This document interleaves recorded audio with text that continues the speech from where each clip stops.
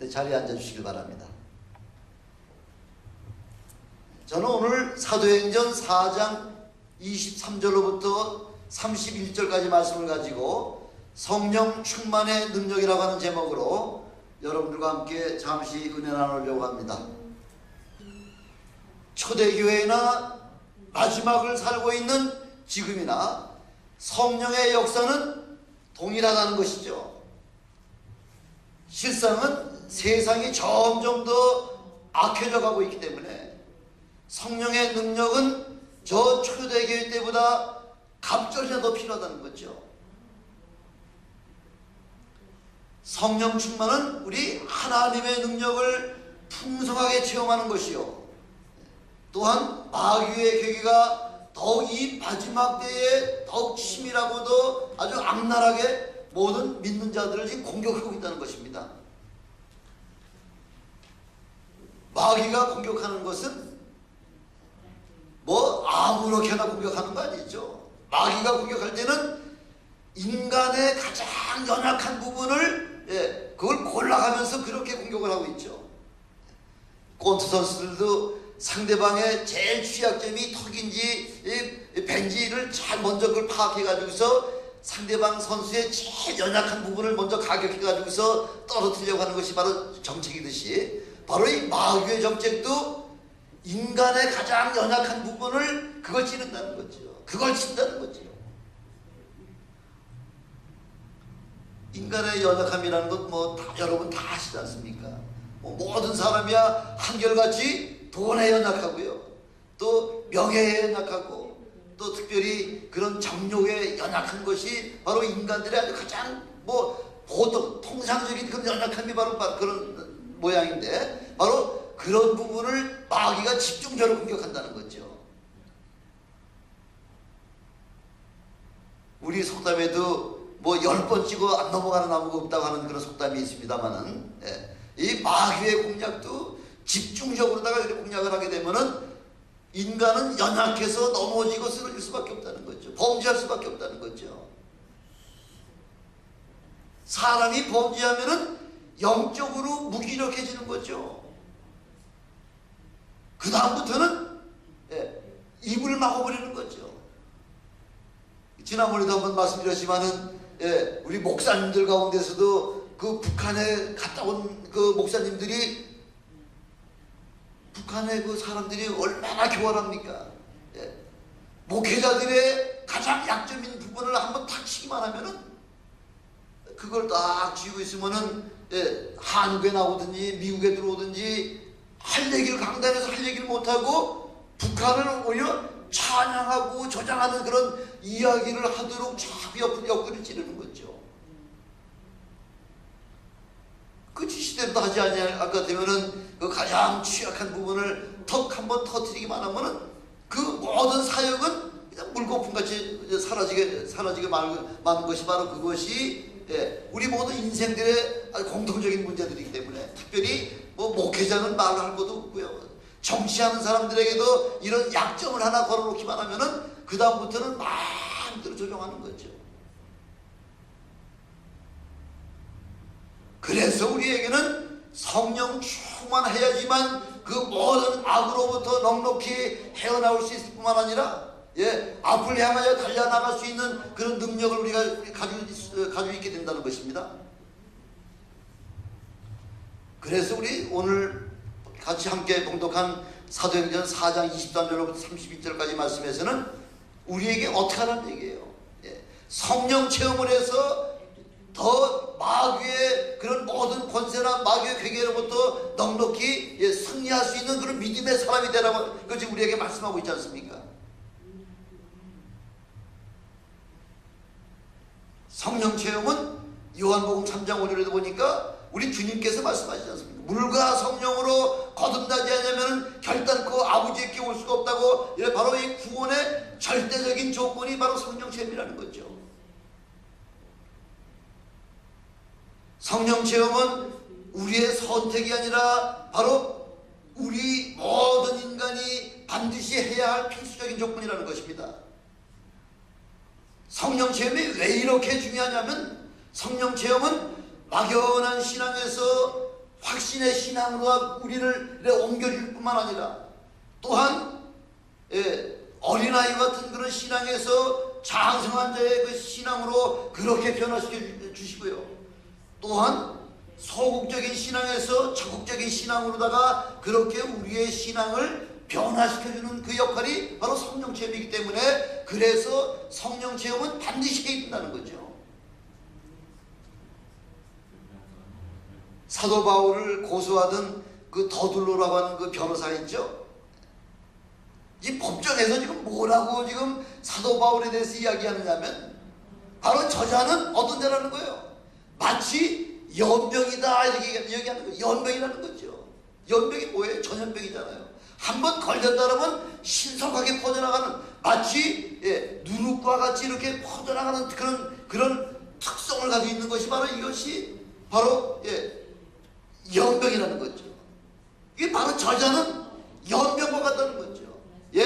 예수의 그 소식을 예수의 그 복음을 갖다가 온 세상에 그렇게 연병같이 퍼뜨릴 뿐만 아니라 또한 뭐라고 지금 얘기하느냐면은 바로 세상에 폭동을 일으키는 그런 라이온과 똑같다는 거죠. 1990년도 2년도인가요? LA 라이온이 있어가지고 뭐 기껏 그 고생해가지고서 그 사업을 일구는 그 사업장을 그냥 흑인과 멕시칸들이 해가지고서 그냥 하루아침에 완전히 다 잿더미에다가 변했던 그 모습을 우리가 볼 수 있지 않습니까? 간단한 이 라이온, LA 라이온만 통해서도 이렇게 한인의 모든 그 미국 이민의 꿈이 그냥 한순간에 사라지게 만든 것이 바로 이 폭동인데 바로 저 바울이라고 하는 자들은 세상을 폭동시키는 바로 폭도가 똑같다 이렇게 지금 말씀하고 있는 거죠. 이렇게 이야기하고 있는 거죠. 더둘로가 지금 바울에게 뭐라고 얘기하냐면 저 사람은 영어로 이야기하면 트러블 메이커라고 트러블 메이커. 그러니까 죽여야 된다는 거죠. 세상을 어지럽게 하고 여러 가지 문제만 야기시키는 바로 저런 아주 독소와 같은 연병과 같은 저자는 죽여야 된다 하고서 이야기를 지금 하고 있는 거죠.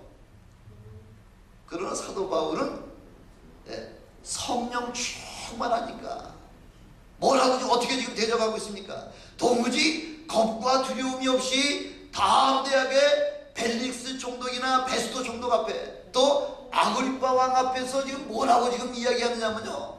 예수 그리스도에 대해서 아주 담대하게 질문하고 있는 거죠. 너희가 죽인 예수를 하나님께서 살리셨다 하고서 이렇게 담대하게 지금 복음을 지금 선포하고 있는 거죠. 아무나 그렇게 할 수 있는 거 아니에요. 성령의 충만한 은혜를 충만하게 체험을 받은 그런 사람이라야지만 높고 낮은 사람 앞에서 담대히 복음을 증거할 수가 있듯이 사도 바울은 그렇게 예수 믿는 자들을 핍박하다가 어느 날 예수 그리스도의 부활하심을 체험하고 내가 왜 나를 핍박하느냐고 하는 그 주님의 음성을 듣자마자 그 삶이 180도 바뀌고 난 이후부터는 예수 그리스도를 담대하게 증거하고 있는 것입니다. 베스토 총독 앞에서 담대하게 증거하니까 베스토 총독이 뭐라고 얘기냐면 바울아 내가 미쳤다는 거죠. 내 많은 학문이 오히려 너를 미치게 하였다 이렇게 이야기하면서 내가 적은 말로 나를 크리스찬이 되게 그렇게 하려고 나를 이렇게 이야기하지만은 나를 권면하지만은 어림없다 이렇게 이야기하니까 사도 바울이 뭐라고 얘기하죠? 총독 앞에서 총독이 바울아 너 미친 사람 아니냐? 네가 그 헛소리하면서 나를 작은 말로다가 예수 믿는 크리스찬으로다가 그렇게 만들려고 하는 바로 그 쓸데없는 생각하지 말아라 이렇게 얘기할 때에 사도 바울은 사도행전 26장 29절에 뭐라고 말씀하고 있냐면요. 말이 적으나 많으나 당신뿐 아니라 오늘 내 말을 듣는 모든 사람도 다 이렇게 결박한 것 외에 내가 이렇게 결박한 것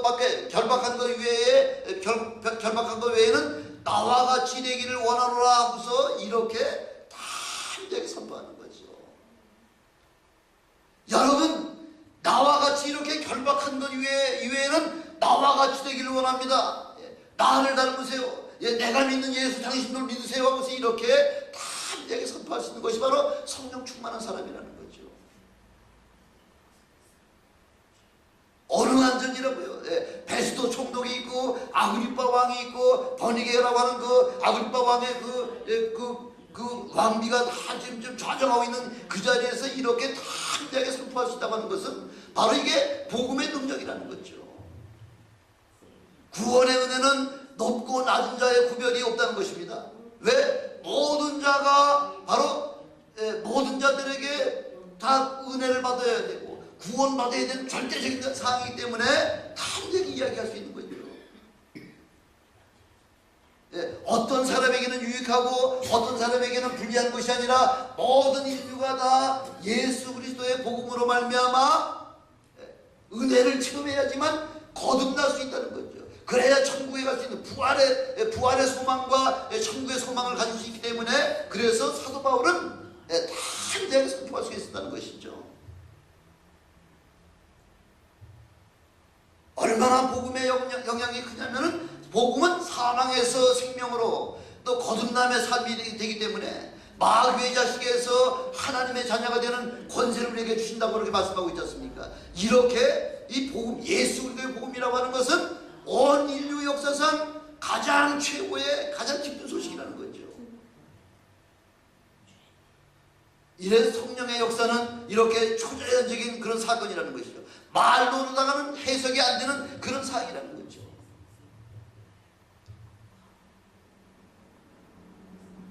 이렇게 성령의 역사가 왕성하게 지금 전개되는 그런 것이라고 하면은 반드시 뭐가 시작된다고요? 핍박이 시작되는 거죠.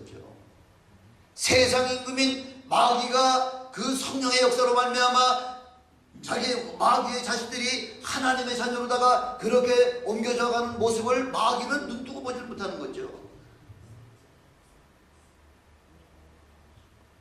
그래서 요즘 보면은 이 거짓 종교인들 요즘 그 한참 과거에 한 20년 동안 그 성령의 역사를 막 놀랍게 성령의 역사가 그 일어나는 그 죄종들에게는 반드시 누가 따라붙나요?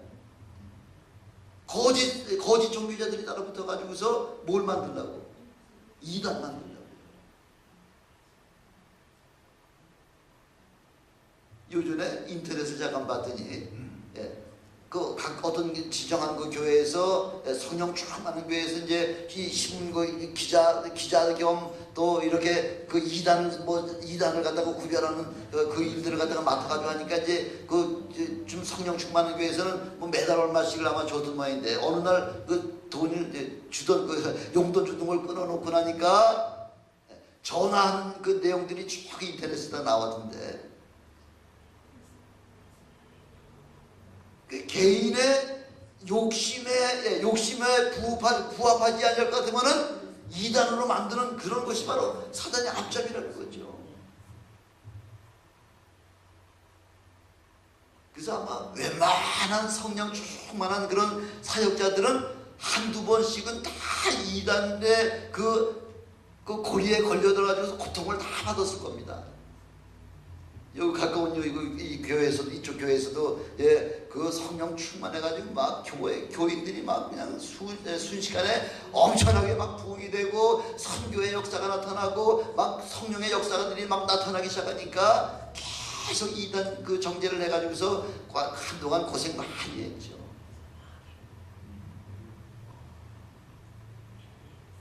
오늘 본문에서도 성령 충만한 베드로와 요한에게 예수의 증거를 하지 못하도록 그렇게 핍박하고요.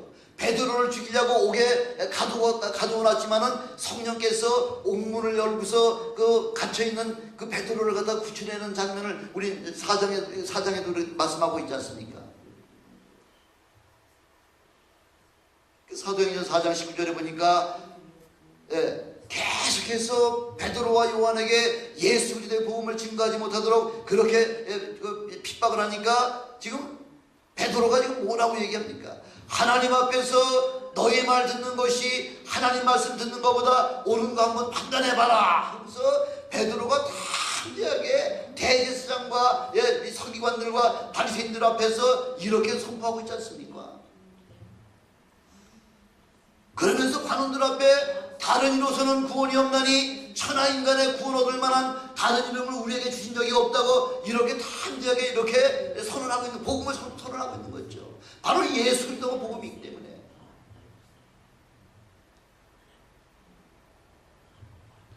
바로 성령 충만의 능력이라고 하는 것은 첫 번째 24절에 보니까 잠깐만요. 24절 보니까 뭐라고 지금 되어 있냐면 24절 한번 보시죠. 24절에 뭐라고 되어 있죠? 예, 24절에 저희가 듣고 일심으로 하나님께 소리를 높여 가로되 대주제여 천지와 바다와 그 가운데 만유를 지으신 이시오. 24절. 예, 그렇게 말씀하고 있지 않습니까? 어떻게 한다고요? 어떻게 성령 충만하게 된다고요? 일심으로 기도할 때에 성령 충만함이 나타납니다. 일심으로 기도할 때에. 복음 증거에 방해를 받을 때 제일 중요한 것이 뭐냐면 성도들의 합심 기도가 제일 최고라는 거죠. 예루살렘 교인들은 핍박을 당할 때마다, 옥에 갇힐 적마다 온 성도가 전심으로 하나님 앞에 부르짖으며 기도하는 바로 통성 기도가 바로 초대교회 때부터 시작됐다는 거죠.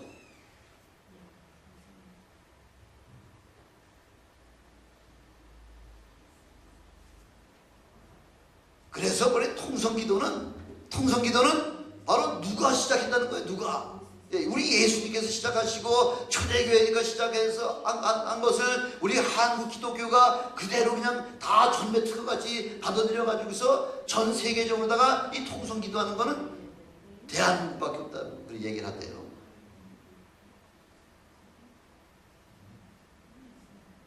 모든 신앙의 롤모델은 바로 우리 주님이시죠.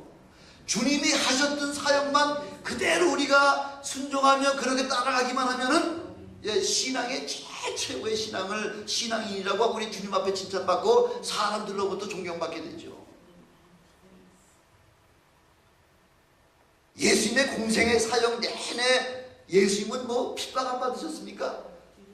하나님의 아들이신 예수 그리스도는 공생의 3년 반 동안 계속해서 끊임없이 그렇게 대제사장과 서기관과 그 바리새인들로부터 또 사두개인들로부터 계속해서 핍박을 받았죠.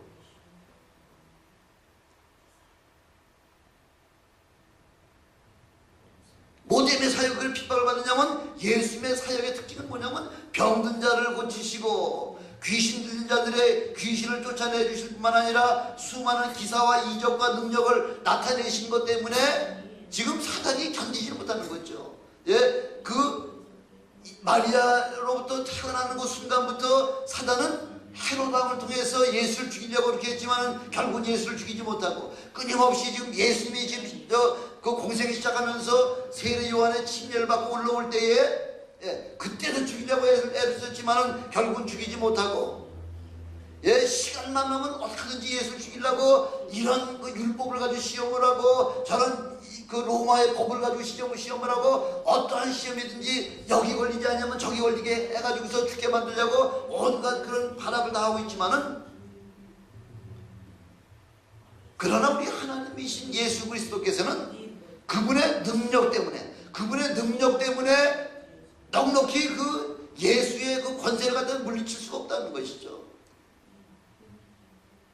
예수님의 능력의 원천이 뭡니까? 예수님의 능력의 원천이 바로 기도라는 거죠.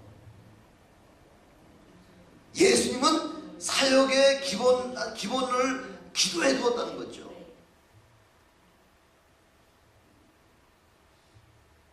예수님이 뭐 기도가 그렇게 필요하셨을까요?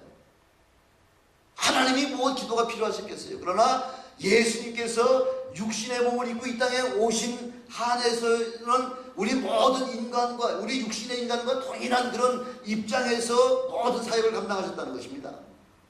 그래서 우리 주님께서는 새벽이 시작되면 새벽 미명부터 조용한 곳에 찾아가셔서 새벽 기도부터 시작하셨다는 거죠.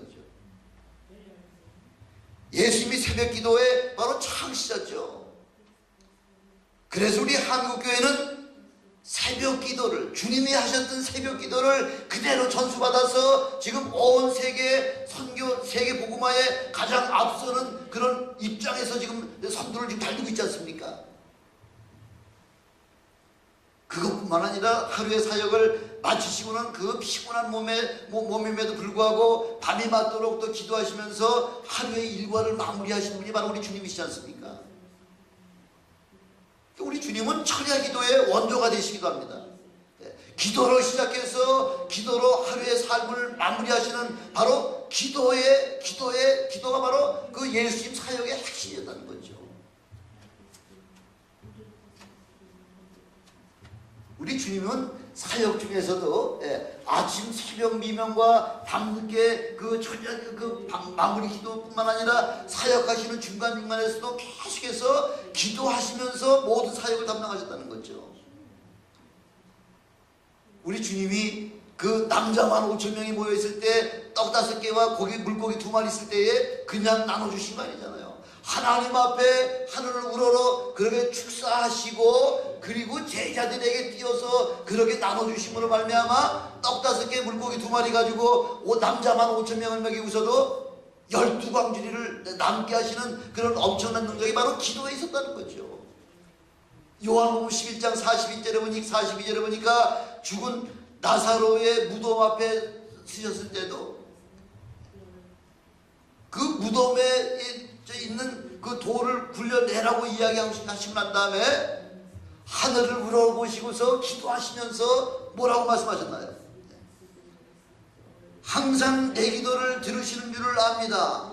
이 기도는 이 둘러선 무리를 위함이니 아버지께서 나를 보내신 것을 저희도 믿게 하려 함입니다 하면서 하나님 앞에 전심을 다하여 기도하시고 난 다음에 그리고서는 나사로야 나오너라 하면서 이렇게 그 외침으로 말미암아 그 죽은 나사로 썩어서 나흘이 돼서 벌써 냄새나는 나사로가 배를 돌린 채 그 뛰어나오는 그 장면을 우리에게 보여주신 그 엄청난 그 감격의 장면을 우리에게 보여주고 계시지 않습니까? 예수님은 한 가지로부터 10가지 모든 기도가 남을 위한 기도, 온 인류를 위한 중보 기도의 사역을 친히 감당하셨다는 거죠. 기도 없이는 아무 사역도 하시지 아니하셨다고 말씀하고 있지 않습니까? 예수님의 그 기도 사역을 이미 예수님 오시기 1000년 전 그 다윗 왕을 통해서 지금 그렇게 샘플로다가 보여주고 있지 않습니까? 다윗은 얼마나 철저하게 매사에 기도로 하나님 앞에 여쭤보고 그리고 하나님께로부터 응답 받고 난 다음에 시행을 하는 아주 철저한 하나님의 기도의 사람이었었죠.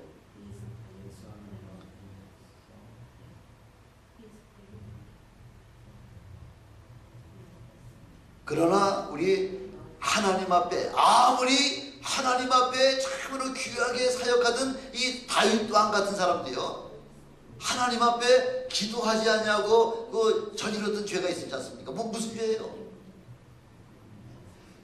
이스라엘의 백성들이 사람들이 이제 인원수가 얼마나 많은가, 이것이 바로 그 국력이니까.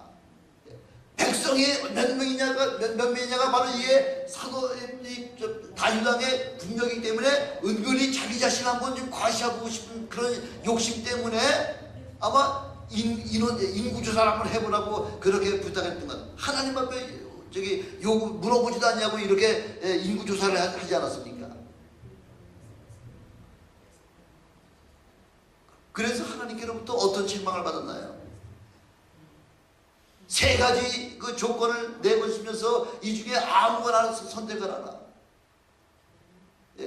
내가 사람에게 시험당하는 것이 아니라 하나님께로부터 시험받기를 원합니다 해서 3일 동안 온영이 내려가지고서 7만 명이라고 하는 그 이스라엘의 무고한 백성들 7만 명이 죽어나갔던 그 엄청난 그 역사가 바로 역대상 21장 17절에 나와 있지 않습니까? 백성들이 7만 명이나 죽어나가니까 다윗이 비로소 하나님 앞에 기도하는 거죠. 하나님께 아뢰되 백성을 계수하게 한 자가 내가 아니니까 이 양무리는 무엇을 행하였나이까? 청컨대 나와 내 아비의 집을 치소서, 주의 백성에게 재앙을 내리지 마시옵소서 하고 이렇게 간절하게 그 다윗이 뒤늦게나마 하나님 앞에 회개하잖아요. 저 무고한 양문이가 무슨 죄가 있습니까? 예, 인원을 그 인구를 조사하라고 한 것은 바로 내가 범죄를 저질렀는데 왜 백성들이 죽어야 합니까? 차라리 나와 내 아비의 집을 쳐서 다 진멸하시옵소서 하고 이렇게 하나님 앞에 기도함으로 말미암아 하나님의 용서를 받지 않았습니까? 중보기도가 이렇게 엄청나게 중요하죠. 나 자신을 위한 기도보다는 남을 위한 기도가, 이 중보기도가 얼마나 중요한지를 사무엘 선지자를 통해서 우리에게 또 말씀해 주고 있지 않습니까? 사무엘상 12장 23절에 보니까 나는 너희를 위하여 기도하기를 쉬는 죄를 여호와 앞에 결단코 범치 아니하겠다, 이렇게 그렇게 고백하고 있지 않습니까? 하나님 앞에 너희를 위해서 기도하는 기도에 쉬는 죄를 기도하기를 쉬는 죄를 하나님 앞에 결단코 짓지 않겠다. 남을 위해서 기도하는 것이 기도하지 않는 것도 바로 우리 하나님 앞에 죄를 짓는 것이라고 이렇게 말씀하고 있지 않습니까? 여러분들은 우리 성도들 위해서 여러분 기도하시죠? 매일같이 성도들 위해서 단 1분간이라도 기도하십니까? 기도하세요. 왜? 이렇게 중보기도가 우리 하나님께서 제일 기뻐하시는 기도가 바로 중보기도예요. 제가 종종 여러분들에게 부탁 말씀드리지 않습니까? 우리 주보 뒤에 보면은 9분의 선교사들이 쭉 명단이 나와 있는데 그분들 위해서 하루에 1분 동안만이라도 기도해 주라는 거죠. 여러분은 1분이지만은 우리 성도들을 합치면은 그 성도의 기도가 모아지면은 그 선교지에서는 엄청난 파워가 발생할 수가 있다는 것이죠. 성령 충만은 바로 기도 없이는 불가능하다는 거죠. 온 인류를 위한 가장 절실한 기도가 바로 주님의 겟세마네 동산의 기도 아닙니까? 아마 온 인류의 기도 중에서 중보기도 중에서 제일 최고의 기도는 우리 예수님의 그 겟세마네 중보기도에서 하나님 앞에 그렇게 간절히 기도하던 그 3시간 동안의 중보기도야말로 얼마나 하나님 앞에 전심으로 부르짖으며 기도했든지 땀방울이 변해서 핏방울이 될 정도로 다 이렇게 참으로 중보기도를 위해서, 남을 위해서, 온 인류를 위해서 이렇게 전심으로 기도하는 우리 예수님의 그 겟세마네 동산의 기도는 너무나 유명하지 않습니까?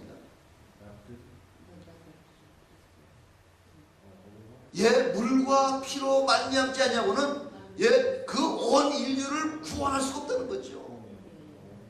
물과 피를 쏟아야지만, 물과 피를 쏟는 그 우리가 어린아이 하나를 낳는 문제도, 하나 생명이 하나 이 땅에 태어날 때도 그 여인들의 어머니의 그 물과 피를 다 쏟음으로 말미암아 그렇게 한 생명이 태어나듯이, 그래서 그런지 남자들보다는 여자들이 성령 충만함을 받는 게 훨씬 더 많은 분들이 성령 충만 여자분들이 받잖아요. 경험이 우리 남자들보다는 더 많죠. 한 생명을 벌써 태어나게 하는 그 엄청난 그 역사를 통해서 하나님 앞에 전심으로 부르짖어 기도하는 것도 남성들보다는 여성들이 좀 훨씬 더 아주 강렬한 그런 기도의 제목 같습니다. 기도하시는 것 같습니다. 그래서 마태복음 18장 19절 20절에도 보니까 너희 2-3 사람이 내 이름으로 모여서 기도할 때에 내가 너희 중에 함께 그 기도에 참여하겠다는 거죠. 응답해 주시겠다는 거죠. 합심해 통성으로 기도할 때에 성령의 역사가 참으로 많지 않습니까? 그래서 보통 이 부흥회 집회할 때에 통성으로 다 전부 교인이 막 그냥 부르짖으며 기도할 때에 막 방언의 역사가 나타나고 그 예언의 은사가 나타나고 그 성령의 9가지 은사들이 막 튀어나오지 않습니까?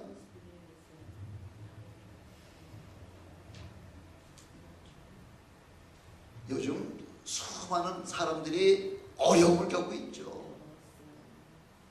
믿음의 사람이 아닌 세상 사람들은 그 어려움을 견디다 못해서 조그만한 그 인격의 인격의 피해만 받아도 그 견디지 못하고서 자살하지 않습니까? 우리 믿음의 사람들은 우리에게는 그 어려움을 해결해 나갈 수 있는 그 길이 우리에게 있지 않습니까? 인생의 벼랑길에 서 있는 그 사람이 죽느냐 사느냐 이 갈림길에서 통곡하고 기도하지 않냐고서는 문제를 해결할 수가 없지 않습니까? 그저께 보니까 그 남북 이산가족 그걸 19차 이산가족 뭐 60년 만에 그 아버지와 그 자녀들 또 부부간의 문제들 이런 모든 문제들을 그 만남에 60년 만에 만날 때의 그 애틋하고 그 안타까운 정들이 얼마나 많았겠습니까? 11시간 동안 만났다 그러는데 11시간 동안 3번이가 몇 번 만나고서 그 헤어질 때의 그 안타까워서 그 바깥에서 막 울부짖는 그 모습들을 바라보면서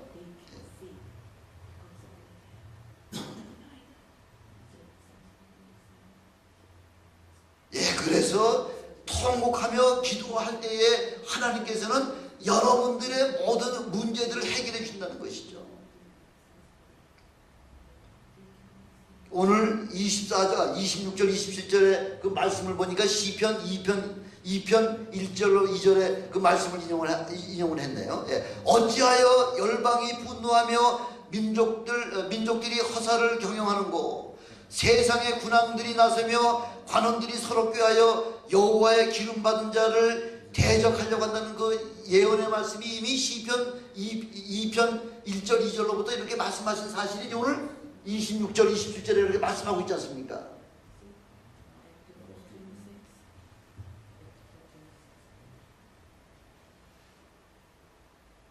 사도행전 4장 26절 27절에 뭐라고 나와 있죠?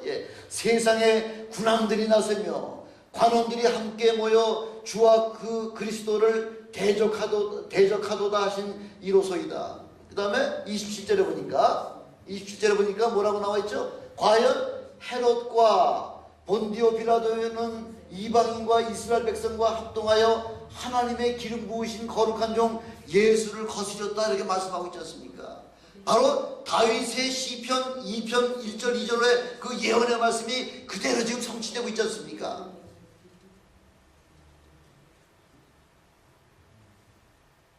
예수 그리스도를 죽이는 데는 다 한마음이 됐다는 거죠. 한마음이. 평소에는 서로 원수같이 지내던 사이가 예수를 죽이자는 데 대해서는 한마음이 됐다는 거예요. 헤롯과 빌라도가 헤롯은 왕이고 빌라도는 로마 총독 아닙니까? 이 헤롯과 빌라도가 평상시에는 아주 원수같이 지냈는데 예수를 죽이는 일에 대해서는 서로 그날 친구같이 내가 선물을 서로 교환할 정도로 다 이렇게 하나가 한마음이 됐다는 거죠. 사두개인과 바리새인 아주 신앙적으로 아주 원수지간이 있죠. 견혼지간이 있죠.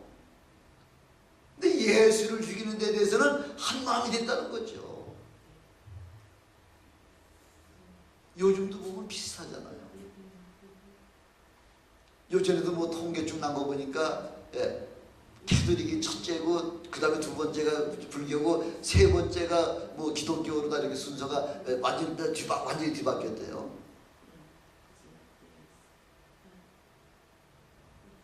아니 캐톨릭하고 불교하고는 근본적으로 다 연합이 되는 그런 종교가 아니잖아요. 캐톨릭은 주님을 영접을 하고 있고 지금 불교는 석가모니를 영접하고 있는데 둘이 다 각각 다른 신인데 각각 다른 신을 가지고서는 그 마음이 하나가 될 수가 없는 거죠.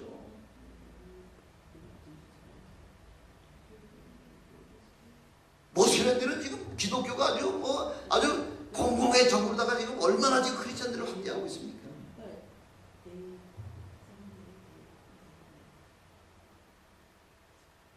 이 모든 일은 그 모든 일을 해치고 나갈 수 있는 것은 바로 기도밖에 없다는 것이죠.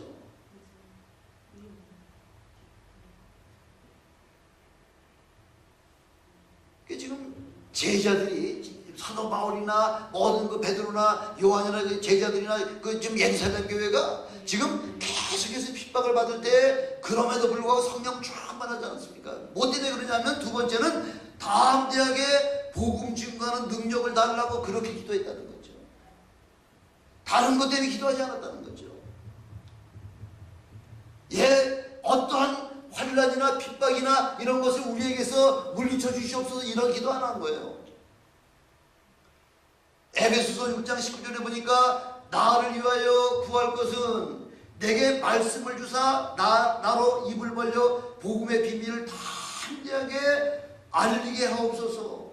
이 일을 위해 내가 쇠사슬에 매인 그 사신이 되어 당연히 할 말을 지금 담대하게 해주시옵소서 하고 이렇게 지금 사도 바울은 그 감옥에 빌립보 감옥 속에 있으면서도 나를 위해서 내 입술을 통하여 담대하게 복음의 비밀을 말할 수 있게 해주시옵소서. 이 때문에 내가 지금 쇠사슬에 지금 감옥에 갇혀 있다고 지금 그래 고백하고 있지 않습니까? 감옥에서 나를 풀어주셔야지만 내가 나가서 전도하지요. 그게 아니지 않습니까? 나에게 복음의 말을 선포할 수 있는 능력을 주시옵소서. 그렇게 기도하니까 하나님께서 그 종을 통하여 엄청난 역사를 일으키고 있었던 거죠. 성령 충만하면 복음 전하지 않냐고서 견딜 수가 없죠. 요즘 믿는다고 하는 사람조차도 지금 세상과 이렇게 부딪히는 것에 대해서는 세상과 부딪히고 그러면 뭐라고 얘기하냐면 너무 광적이에요. 광적. 미치게 너무 미치게 예수 믿는다 이렇게 얘기하지 않습니까? 근데 주님은 우리에게 뭘 원하시는 거예요? 세상과 타협하지 말라는 거죠. 복음에 다른 불순물이 섞여 있으면 안 된다는 거죠. 아무리 화평을 원하지만은 우리 주님이 원하시는 그 화평은 시어머니와 며느리가 어떻게 하는 거예요? 분쟁하는 거예요. 분쟁하는 한이 있더라고 하더라도 그 복음을 시키라는 거죠. 믿음을 시키라는 거죠. 오직 예수 그리스도만 믿어야 구원된다고 하는 이 말씀에는 요직구동이에요. 캐톨릭에서는 얘기할 때 뭐라고 얘기해요? 기독교는 너무 독선적이라는 거죠. 독선이 내 생각을 지금 얘기하는 거예요? 아니에요. 하나님의 말씀을 선포하는 거예요. 다른 이로서는 구원이 없나니 천하 인간의 구원 얻을 만한 다른 이름을 주신 적이 없다고 우리 하나님이 분명하게 우리에게 말씀해 주신 거 그거 선포하는 거죠. 다른 종교와 서로 좋은 게 좋다고 이렇게 서로 타협해서 너희 종교의 신도 구원받고 우리 종교의 신도 구원받는다 그 얘기 아니지 않습니까?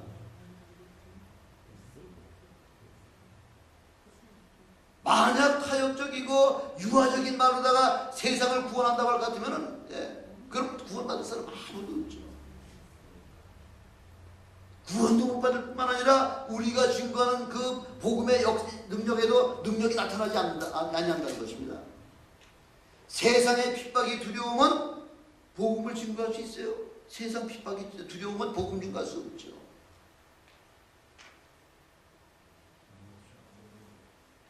그래서 우리의 제일 최고의 무기는 30절에 보니까 셋째, 표적과 기사와 능력 행하는 것이다. 30절에 보니까 그렇게 말씀하고 있는 거죠. 복음 증거하는데 가장 중요한 것이 뭐냐면은 아니 우리 전쟁터에 나갈 때에 무기 없이 나가 싸울 수 있습니까? 무기 없이 나가면 100전백패죠. 가장 중요한 것이 적의 공격으로부터 나를 방어하려고 할 것 같으면은 우리에게 의의 갑옷을 입어라 그렇게 말씀하고 있죠. 의의 갑옷. 의의 갑옷이 뭐예요? 의의 갑옷이 뭐예요? 의의 갑옷. 어떤 게 의의 갑옷인가요? 적진과 싸울 때 의의 갑옷을 갑옷을 입으라고 말씀하시는데 그 갑옷이 뭐냐는 거예요. 갑옷이라는 것은 바로 예수 그리스도의 이름이 바로 우리의 의의 갑옷이라는 거죠. 우리가 선교가 바로 영적 전쟁의 제일 선방이라고 이야기하는데요. 우리가 영적 전쟁에서 재정 필요하죠. 굉장히 필요하죠. 물질이 굉장히 필요하지만은 재정이 다가 아니라는 거죠. 세상에서 배운 지식도 영적 전쟁에서는 아무것도 아니라는 거죠. 세상 권력도 아무것도 아닙니다. 세상에서 이길 수 있는 유일한 무기가 바로 영적 파워인데요. 그래서 영적 파워가 뭐냐면 바로 예수 그리스도의 이름을 의지해서 나가 사역하는 것이야말로 가장 최고의 영적 파워가 된다고 말씀하고 있지 않습니까?